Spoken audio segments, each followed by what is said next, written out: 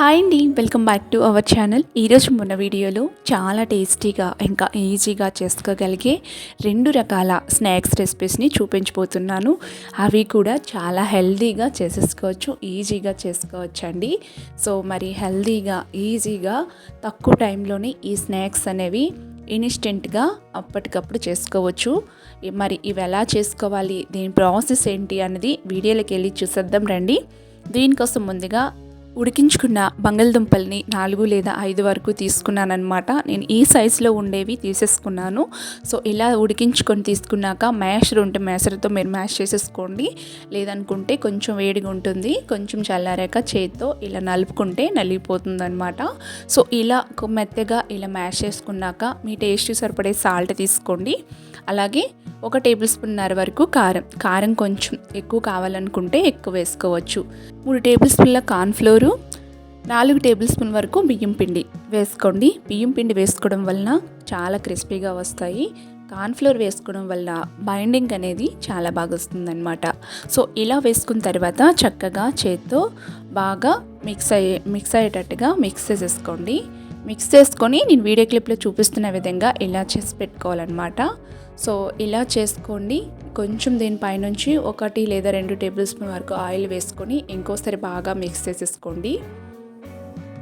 ఈ విధంగా మిక్స్ చేసుకున్నాక కొంచెం ఆలు మిశ్రమాన్ని తీసుకోవాలన్నమాట. తీసుకొని చేత్తో రౌండ్ బాల్స్ లాగా చుట్టుకోవాలి. నేను వీడియో క్లిప్లో చూపిస్తున్న విధంగా ఇలా చుట్టుకోవాలన్నమాట. ఇలా చుట్టుకొని ఒక ప్లేట్లోకి పెట్టేసుకోండి. మిగతా అన్నింటినీ కూడా ఇలానే చిన్నగా రౌండ్ బాల్స్లా చుట్టేసుకొని ఈ విధంగా ప్రిపేర్ చేసేసుకొని పక్కన పెట్టుకోండి. నెక్స్ట్ వచ్చేసి స్టవ్ ఆన్ చేసుకొని స్టవ్ పైన డీప్ ఫ్రైకి సరిపడే ఆయిల్ని పెట్టేసుకొని ఆయిల్ నార్మల్గా హీట్గా ఉంటే సరిపోతుంది. ఇప్పుడు మనం రౌండ్గా చుట్టుకున్న ఈ రౌండ్ బాల్స్ని నిదానంగా వేసుకోవాలన్నమాట. ఆయిల్ బాగా హీట్గా ఉందనుకోండి, ఇవి తొందరగా కలర్ చేంజ్ అయిపోతాయి, లోపల వరకు సరిగ్గా కుక్ అవ్వనమాట. అంటే క్రిస్పీనెస్ చాలా తక్కువ వస్తుందన్నమాట. అందుకే స్టవ్ని లో ఫ్లేమ్లో పెట్టుకొని కొంచెం టైం పట్టినా సరే చక్కగా మంచి కలర్ వచ్చేంత వరకు వేయించుకుంటేనే ఇవి మంచి క్రిస్పీగా చాలా బాగుంటాయి. బయట క్రిస్పీగా, లోపల సాఫ్ట్గా, టేస్టీగా చాలా బాగా వస్తాయి అన్నమాట. మంచి గోల్డెన్ కలర్ వచ్చేంత వరకు దీన్ని ఫ్రై చేసుకొని ఇప్పుడు ఒక డిష్ ఉన్న పేపర్లోకి తీసేసుకున్నారంటే ఎక్సెస్ ఆయిల్ ఏమైనా ఉంటే పేపర్ అనేది పీల్చేసుకుంటుంది. సో ఈ విధంగా ట్రై చేయండి. ఇలా అన్నింటినీ తీసుకుని ఇలానే ఇదే విధంగా వేయించుకొని సర్వ్ చేసుకోవచ్చు. చాలా టేస్టీగా ఈజీగా చేసుకోగలిగే స్నాక్స్ రెసిపీ. మెయిన్గా పిల్లలు చాలా ఇష్టంగా తింటారు. మరి ట్రై చేస్తారు కదా. ట్రై చేశాక మీ ఫీడ్బ్యాక్ని నాతో షేర్ చేసుకోవడం అస్సలు మర్చిపోవద్దు.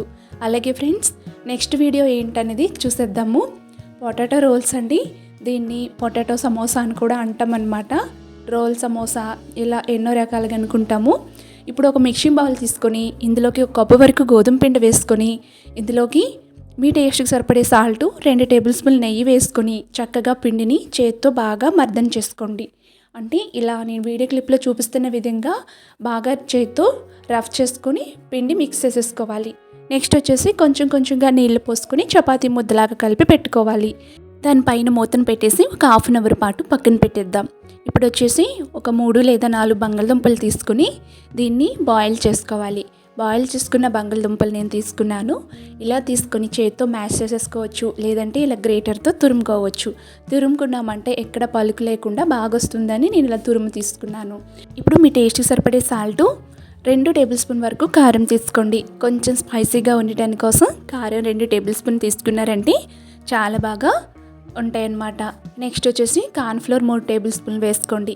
ఇలా వేసుకొని చక్కగా చేత్తో ఇలా కొంచెం బాగా మిక్స్ చేసేసుకోవాలి.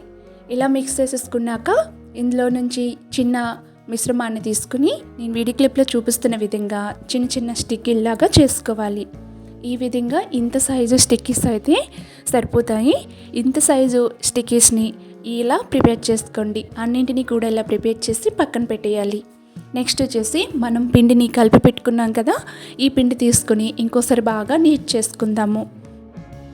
ఇలా కలుపుకున్న పిండిని ఇప్పుడు ఒక ఫ్లోర్ పైన క్లీన్ చేసేసుకొని కొంచెం పొడి పిండిని వేసుకొని చపాతీలాగా పెద్దగా ఒత్తుకోండి. మీరు ఇంకా పెద్ద సైజు అయిపోయింది అనుకుంటే 2 పార్ట్స్గా డివైడ్ చేసేసుకొని ఒత్తుకోవచ్చు. వీలైనంత పలుచుగా ఒత్తుకొని తీసుకోవాలి. నేను వీడియో క్లిప్లో చూపిస్తున్న విధంగా ఇంత సైజు మందంతో ఒత్తుకున్నారంటే సరిపోతుంది. ఇలా తీసుకున్నాక ఇప్పుడు మనం చిన్న చిన్న స్టిక్కీస్ని చేసి పెట్టుకున్నాం కదా, ఈ స్టిక్కీస్ సైజు చూసుకోవాలి. ఇలా సైజు చూసుకుని దీన్ని కట్ చేసేసుకుందాము.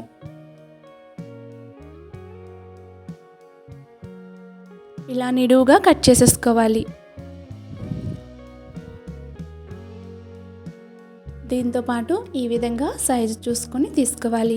ఇప్పుడు మిడిల్ నుంచి నేను కొంచెం రోల్ చేసి చూపిస్తున్నాను చూడండి.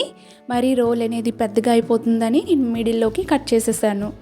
దీన్ని ఒకటి 2 చేసుకోవచ్చు. అంటే ఒక లేయర్ మనం తీసుకున్నాం కదా, 2 స్టిక్కీల్ని మనం ప్రిపేర్ చేసుకోవచ్చు. ఇలా ప్రిపేర్ చేసుకున్నాక అతుక్కోదు కాబట్టి మనం ఇలా కొంచెం మైదా పిండి వాటర్లో కలిపేసుకొని ఇలా పెట్టుకున్నారంటే చక్కగా అతుక్కుంటుంది. ఇలా అతుక్కొని ఇప్పుడు ఆయిల్లో వేసుకున్నా సరే అస్సలు వీడిపోదు. అదే మీరు నార్మల్గా ఇలా చేసి పెట్టేశారనుకోండి, మొత్తం ఆయిల్లో వేసిన వెంటనే వీడిపోతుంది. అందులో ఉండే కర్రీ అనేది బయటకు వచ్చేస్తుంది. సో తప్పకుండా కొంచెం మైదా పిండిలో వాటర్ కలిపేసుకుని ఇలా స్టిక్కీలకి పెట్టుకొని అతికించుకోవచ్చు. అన్నింటినీ కూడా ఇలా రోల్ చేసేసుకొని మీరు తీసేసుకోండి. ఇలా తీసుకున్న వాటిని ఇప్పుడు ఆయిల్లో వేసుకొని ఫ్రై చేసుకోవచ్చు. ఇది కూడా ఆయిల్ ఎక్కువ వీటిలో ఉండకూడదు, నార్మల్గా ఉండాలి. ఉండేటప్పుడు వేసుకొని స్టవ్ని మీడియం ఫ్లేమ్లో పెట్టుకొని మంచి కలర్ వచ్చేంత వరకు కూడా ఫ్రై చేసుకోవాలి. సో ఇలా వన్స్ మంచి కలర్ వచ్చిన తర్వాత దీన్ని తీసేసుకోవటమే. ఇవి కొంచెం నార్మల్ కలర్లో ఉన్నా సరే బయట తీసుకున్నాక ఇంకొంచెం కలర్ అనేది చేంజ్ అవుతుందన్నమాట. సో ఈ విధంగా అన్నిటినీ కూడా వేయించుకొని సర్వ్ చేసుకోవచ్చు. ఈవినింగ్ టైం స్నాక్స్లోకి కానీ మార్నింగ్ బ్రేక్ఫాస్ట్లోకి కానీ చాలా బాగుంటాయి. అలాగే ఫ్రెండ్స్, 2 స్నాక్స్ రెసిపీస్ని కూడా చూసారు కదా.